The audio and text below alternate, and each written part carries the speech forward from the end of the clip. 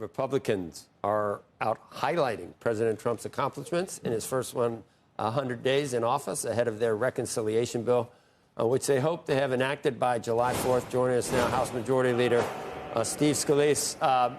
And you do care about the midterms, I think.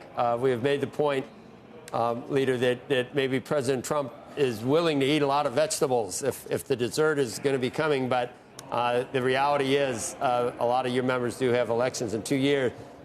Are you on board with everything, or would closing the border and DOGE and deregulation and drill baby drill, would that have been enough for you, or you think we needed to do the rebalancing of trade around the globe?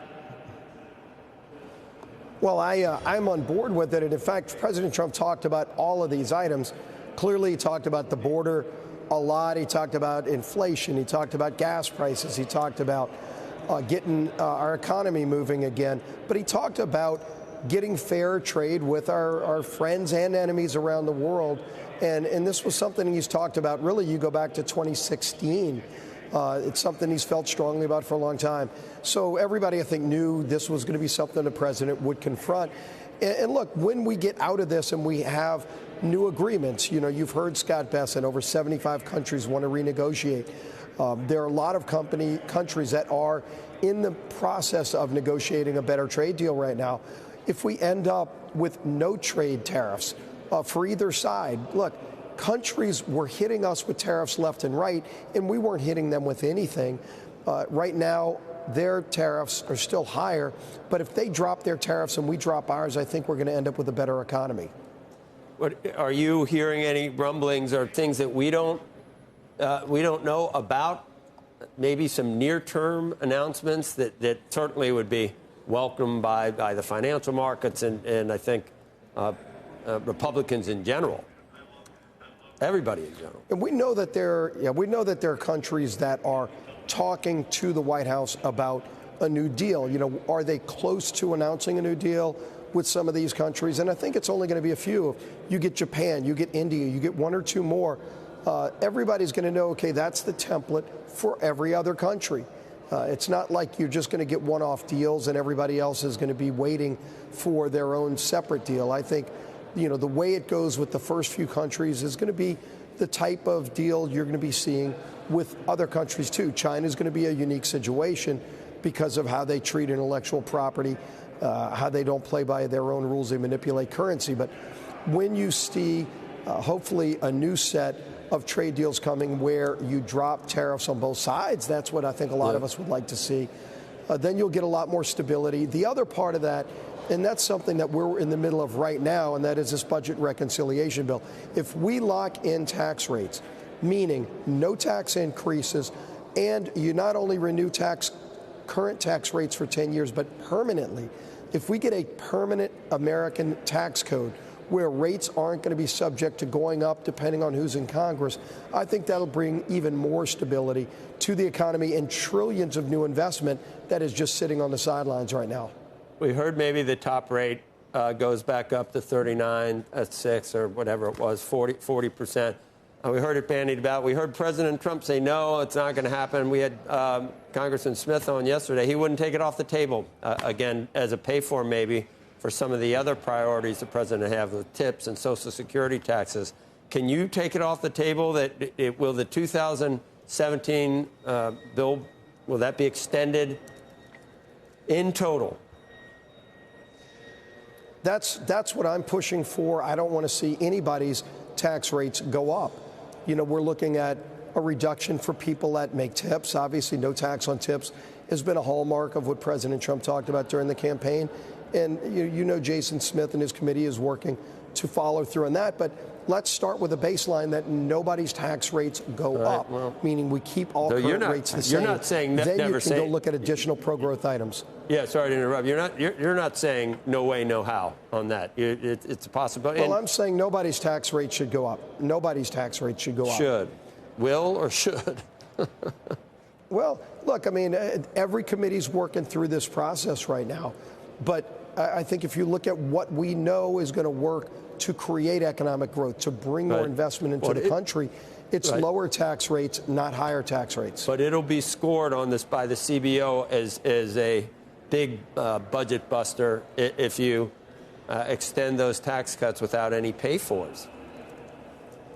Well, and we're working on a lot of pay-fors, and in fact, the economic growth just from renewing current rates, the growth you'll get in the economy. I've heard numbers from private sector groups saying there's $3-4 trillion sitting on the sidelines waiting for us to act. And I know CBO doesn't recognize a lot of that kind of growth, but that's real growth. That's real economic activity and real wage increases for hardworking families.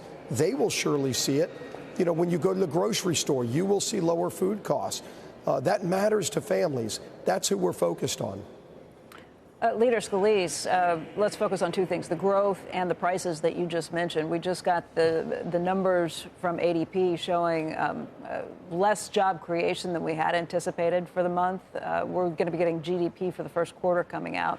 The Wall Street Journal this morning has an article suggesting that prices are going to go up in the next 5 to 7 weeks, potentially, for a lot of things that consumers will be buying, not just at grocery stores, but at department stores, at some of the big box retailers as well. If that happens, I mean, we can talk about growth taking care of some of these things, but if things go in the opposite direction, if growth comes down, if employment comes down, if prices go up, what do we do at that point? And where do you think we stand right now in the economy? A lot of those things are predicated on the uncertainty with tariffs. We all know that. President Trump talked about that at the State of the Union. But people like me do not think that this is going to be sustaining itself for months from now. I think tariffs, if you fast forward 2 months from now, tariffs and tax rates, if you fast forward 2 months from now and we have a stabilized tax code and we have agreements with other countries, maybe not all 75, but let's say you get agreements with 8 countries, 4 countries that are major trading partners with America that drop their tariffs down. That will tell you where a lot of the off-ramps are going to go with other countries, too. And I think you'll see the markets react to that. Will it happen?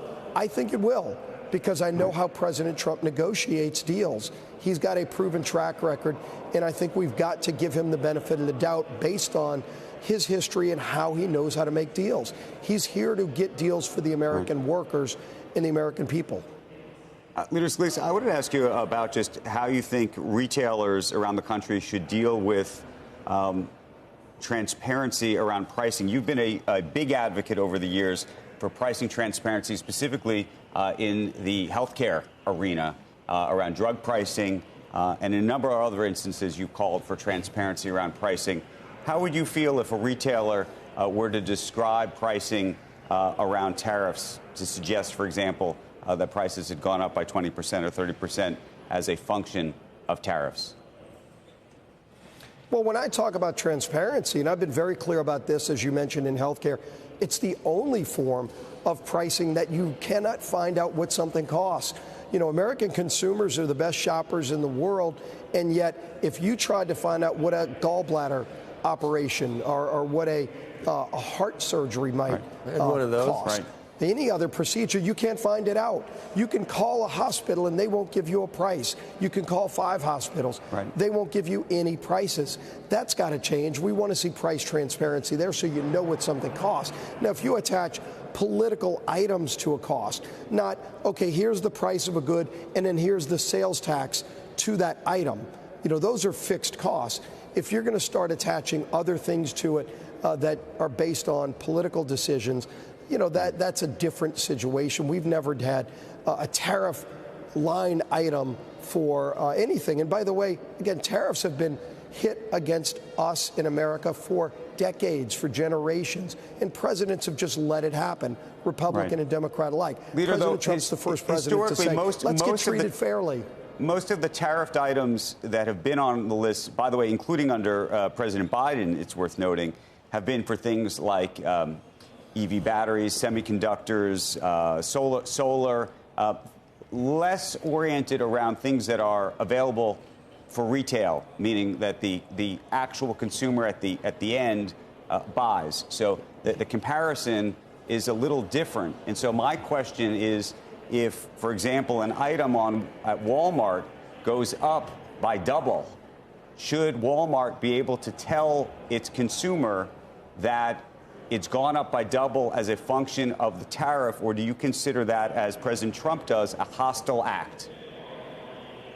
Well, that seems more political, but think about this. When you go to the pump to buy gasoline, did you see them putting an item when Joe Biden shut off American energy and prices went up? Did you see them put an item going, you're paying $4 instead of $2 a gallon because of Joe Biden's anti-American energy policies? I did see delivery charges go into some. I did see delivery charges or whatever they call those charges when oil prices go up. But if you talk about every regulatory, over-regulatory issue.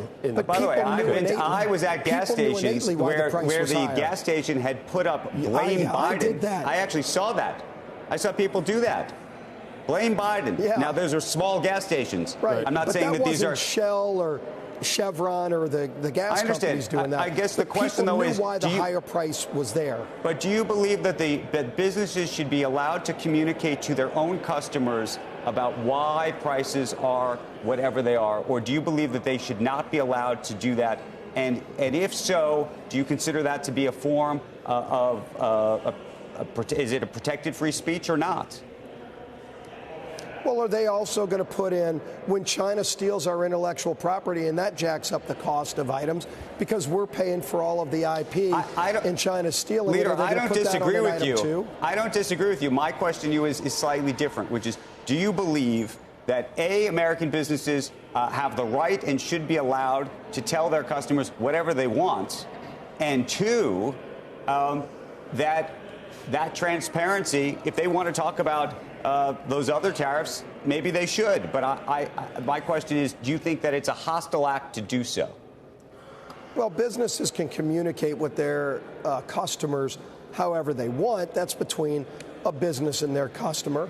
But then again, it's why a lot of businesses don't delve into political issues, because some of their customers might not appreciate that. That's, again, going to be some choices they have to make.